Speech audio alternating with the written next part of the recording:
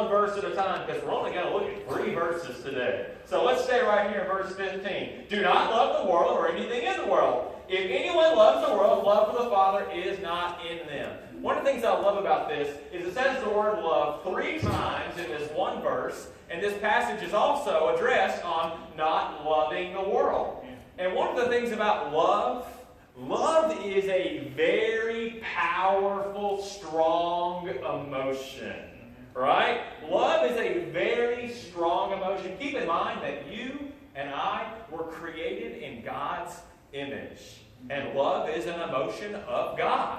We have this love because we're created in God's image. But what we have to do is we have to make sure that our love is fixated on the right things. Right? We have this love, this powerful feeling, this powerful emotion God has given us, but we have to make sure it's fixated on the right things. Have you ever heard the phrase, love can make you do crazy things? My wife's not here today. When I met my wife in 2008 in psychology class, I will tell you right now, I fell in love with her as soon as I met her. Like, as soon as I met her, I remember I went home and actually wrote in my journal, that's the woman I'm going to marry. It's a little crazy, right? So as soon as I met, thank you for that, Aunt Kathy. I was like, it was like I met her, and it was like that love feeling. It was like a tractor beam, like moth to the flame. I was drawn in. It was love. Unfortunately, it took her 10 months to say yes to go on a date with me. 10 months of asking and asking. But why do I share that? Because I was in love. It is a powerful emotion. And John is saying we have to make sure that our love is fixated on the right things. The other night we were watching Family Feud. I don't know if you've ever seen the show. It's gotten super trashy, by the way, which I don't understand. It's like, this doesn't have to be trashy. It used to be awesome. Anyways, we're watching Family Feud, and the question was, to 100 men, what are the things in your life that you love? They asked 100 men, what are the things in your life that you love? What would your answer be? Well, let's just open it up to everybody. Something in your life you love besides God and Jesus and the Bible and Sunday school answers. What's something you love? Football. Somebody else. Husband. Jesus. Thank you, Chris. Children. Somebody else. What's something you love in your life? Pets. Coffee. Excellent. Listen to these top 5 from 100 men from Family Feud. This blew my mind. Number 5, so this was the least taken one, right, was their spouse. That was the lowest on the list. Number 4 was my computer. They love their computer. I have a Mac, and it's pretty cool, but I'm not in love with it. The way that I look was number 3. My car was number 2. Man, I have a big car complex. Sorry. The number 1 answer out of 100 men, you know what it was? Pets. God wasn't on the list. Kids wasn't on the list. Keep in mind, love is a powerful emotion, but you and I have to make sure it is fixated on the right things. And this is tough language. Look at what John says right there. He says, if anyone loves the world,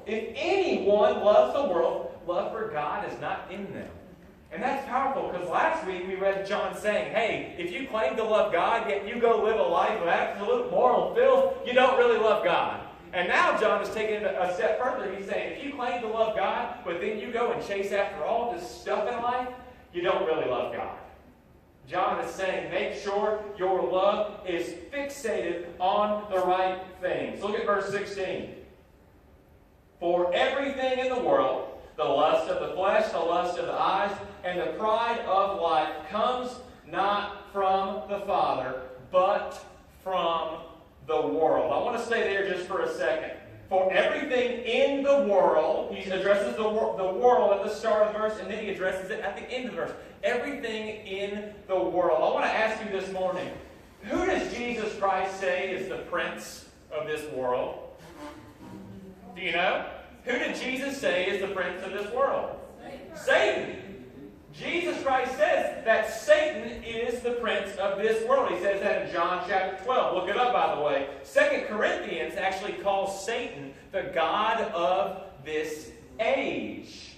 That's what the Bible calls him in 2 Corinthians. Now, I want to point out, if you are a believer in Jesus Christ, and I hope you're listening to this, if you are a believer in Jesus Christ, Satan has absolutely no power over you. Amen? Amen. Oh, man. Because of what Jesus has done, man. Satan, the armies of hell, have no dominion over you and your life and your destiny because of the power of Jesus Christ. That should make you feel so encouraged. Satan has no power over you. But the thing is, we belong to God, right? We're children of God, and we live in kind of Satan's playground right now. The Bible says in Colossians, it calls this world the kingdom of darkness. That's what Colossians calls this world, the kingdom of darkness. And so it's kind of odd because you and I are children of the light, yet we temporarily reside in this kingdom of darkness. I also want to throw this out to you just because I'm feeling crazy. A pastor once told me that Satan is like a giant anaconda. Someone's like, man, pastor's lost his mind. Yes, I have. Satan is like a giant anaconda, and get this, he said, when Jesus Christ died on the cross, he delivered the death blow to that snake. And unfortunately, if you've ever killed a snake, it takes a little bit of wriggling around and flopping around and stirring things up, and that's what we're seeing Satan do right now. When Jesus Christ died on the cross, the death blow was dealt, victory was won. Amen? Unfortunately, he's still wriggling around trying to mess things up. So you and I are children of the light. Yet we temporarily reside in this world of darkness. I remember one time, it was about 3 years ago, before we had our second child, I was turkey hunting. Any turkey hunters in here? Does anybody in here turkey hunt? Oh man, if you want to get frustrated out of your mind, go turkey hunting. I was turkey hunting one time in Lindenville, Tennessee. It was an awesome spot. It's right on the Tennessee-Alabama line. It's a great spot. It was a 100-acre farm. Beautiful spot to turkey hunt. I never got a turkey there, so it's probably not a very good spot since I never got a turkey there. But I was hunting there one time. I got out there at 4 a.m. It was one of those days, if you've ever been hunting, I got out there at 4 a.m. and I left at 8 p.m. It was a long day. And all day long, I'm sitting there. I'm in the woods. If you've ever been turkey hunting, you have to be decked out in camouflage. Full camouflage. They have 10 times the eyesight of a human being, so you have to wear a lot of camo. And I'm sitting there all day long in the woods. I've got my, we're in Alabama, I can say. I had a huge gun, right? Everybody likes guns down here. I had a 28-inch, 12-gauge shotgun. I'm waiting there, and man, I was decked out that day because I had my decoy. If you've ever been turkey hunting, a decoy is a fake turkey, right? So I had this fake lady turkey, and I set it up about 15 yards out. That's my fake little lovebird. It looks good, it's all pretty. And it's sitting there, and I'm sitting back in the woods, and I have my turkey call. Right? I had a box call, I had a mouth call in, and all day long I'm sitting there chirping, I'm sitting there clucking, I'm sitting there calling, I'm sitting there screeching. All day long I am calling out, male turkeys, come to me. I'm a nice little female turkey, and I want to spend time with you today. And I'm calling out all the live long day. Well, finally, about 6:30 p.m. that night, I heard a male turkey. It's calling God word. Way in the distance. And I said, oh, man. There he is, right? So I called back, and I said, come to me. You're trying to draw them in so you can shoot them. That's what you're trying to do. There's anyone from PETA here, by the way. I apologize. I'm trying to call him in, and he's answering, and I'm calling. And so finally, after a while, after probably 30 minutes of back and forth, me saying, no, you come to me. You come to me, my turkey lover. You come on over here. I'm this nice bird. Come on. I see him starting to come in, and I'm just thinking, I've been out here all the live long day. I've hunted all season. I haven't got a turkey, and I'm going to blow this thing away. I was going to eat it, by the way. And I'm sitting there, and I'm drawing in this turkey, and his eyes are fixed on this fake turkey. And I'm sitting there, I'm in the woods. I've got pretty much a harpoon. There's a 28-inch Mossberg. I'm sitting there all day long, and he starts to come in. And I'll never forget, I thought, man, if he could just get a little closer. Whenever you're hunting, by the way, you want to make sure two things. First of all, you have a safe backdrop where you're shooting. You don't want to shoot in an unsafe direction. And you also want to make sure it's a humane shot. I didn't have either one of those, so I'm just waiting for this turkey. But I'll never forget, he's right there. He's probably about 10 yards away. He stops. He takes his eyes off this bird, and he looked in the woods, and he saw me. I don't know if he saw my hand where there wasn't camo. I don't know what he saw. And you know what he did? He bolted the other direction, and I left turkeyless. I had been drawing him in and drawing him in and drawing him, but at the last second, right before I could blast him, he bolted the other way. And why do I share that story? Because you and I are children of God, yet we temporarily reside in Satan's hunting ground. We temporarily live in this world. And Satan, keep in mind, I've already said it, he has no power over you. He has no authority over your life and your destiny. So what's he going to try to do? He's going to try to distract you, and he's going to try to draw you into all these things that look good and sound good, but are ultimately for your destruction. If you don't believe me, read chapter 3 on page 2 of this book, when he appeared to Eve and said, "Ooh, look at that beautiful fruit right over there. Go on." And she was drawn to it, and we all know what happened, right? Satan will try to draw you in to things that look good, and things that sound good, and things that feel good. And that's what John is warning us. Everything in this world, we have to watch out for, because Satan wants to draw us into the wrong things. You know what you and I need to spend more time doing? We need to spend more time evaluating if the things that we're being drawn into are of Jesus Christ, or is Satan clucking his little call. Come on in. Come on in. Come to me. Come to me. Get off course. We need to spend more time evaluating if what we are drawn to and what is calling out to us is in line with this, loving God with our all, or if it's in line with this world. Look how John finishes this passage in verse 17. It says, "The world and its desires pass away, but whoever does the will of God lives forever." I love that. It is so simple. The world and its desires pass away, but whoever does the will of God lives forever. Have you ever stopped to think that you and I, essentially, are pretty much going to stand before God naked? Yeah, naked. We're going to be in front of God, and guess what? We're not going to have our nice clothes. We're not going to have our cars. When I stand before Jesus, I'm not going to have my house. I'm not going to have my kids. It's going to be me. It's going to be Jesus. And according to God's Word, the only thing that is going to be there is what I did or did not do for Jesus Christ. Everything else will pass away. Everything else will pass away. I doubt on the day of judgment that Jesus Christ is going to say, "Hey, Jacob, tell me about what year your car was. Tell me about what your job title was. Tell me about how big your house was. Tell me how much you had in savings. Was your car paid off? Was it not paid off? Did you get to the highest level? Were you CFO, CFO?" Do we really think Jesus is going to ask us about any of that? All we will have when we stand before Jesus Christ is what we did to live out that right there. Oh, it all comes back to that. Because when you are living in a place where you say, "I'm totally surrendered to giving God my all," you are going to be in the center of His will. You want to get in the center of God's will? You do that right there. Love Him with your all. All your heart, all your soul, all your mind, and all your strength. And I think, church, when we get to that day of judgment, there are going to be so many people who are disappointed. When they stand there, and Jesus says, "Depart from me, I don't know you. Depart from me, I don't know you." You know what? If he probably elaborated, you spend a lot of time doing a bunch of stuff that doesn't matter at all. I remember when I was a child, I was probably 7 years old. I had a Wilt Chamberlain rookie card. If you don't know who Wilt Chamberlain is, by the way, get your life together.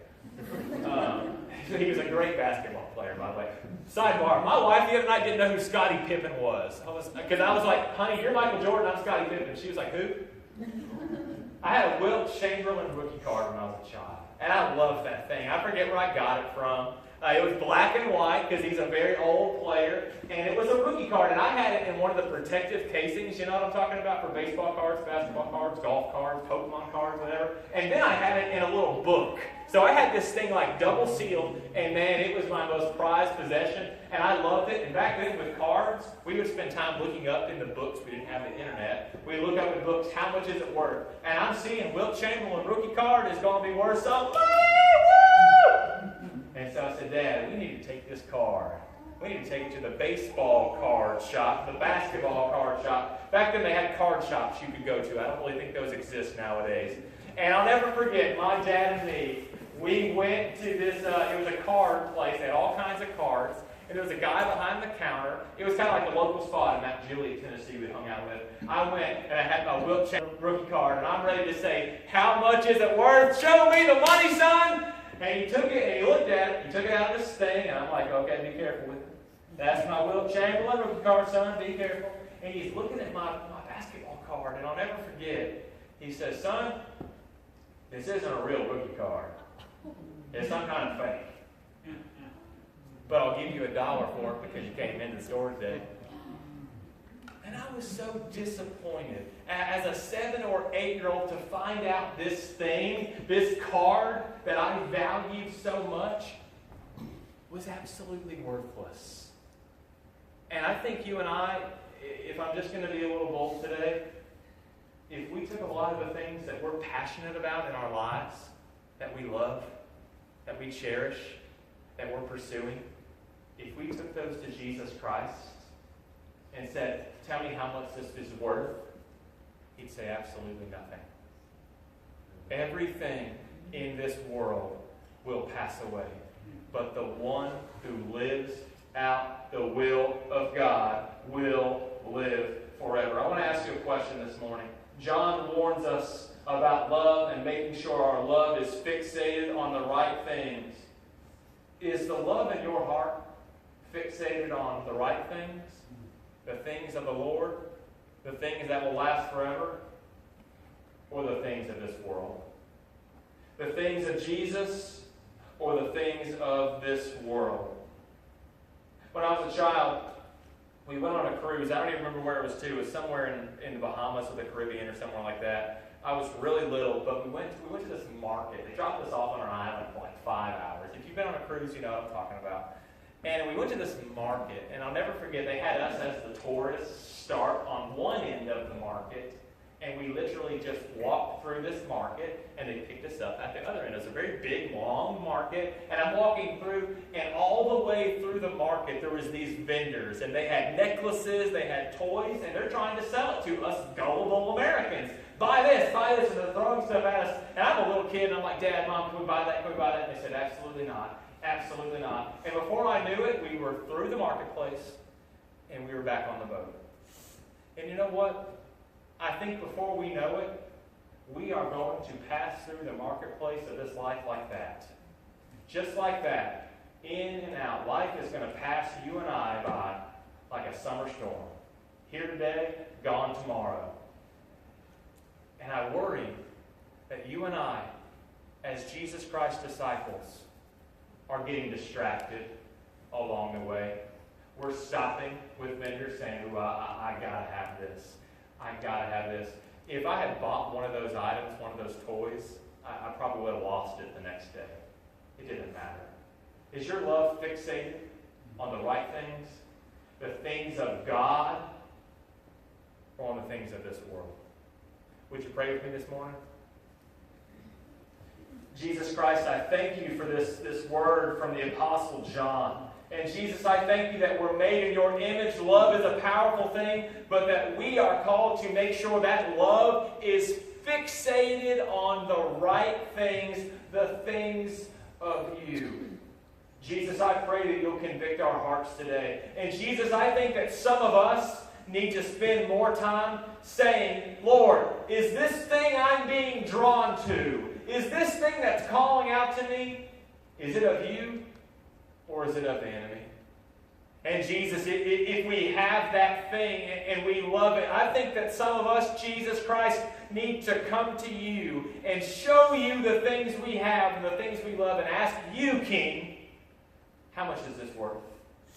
And we need to be willing, Lord, for you to say, nothing. Jesus, help us to remember all that matters in this life are the things that are done for you. In Jesus Christ's name I pray. Amen. Would you stand this morning? If you missed the beginning of the church service, I announced that the Welcome Center is having a meal for 200 families in our community, and they've asked us to send some volunteers next Tuesday night at 6:30. If you are interested in that, please come see me. I'll be leading a team at 6:15 to head over there. If you're interested in that, come see me. God bless you and have a wonderful day.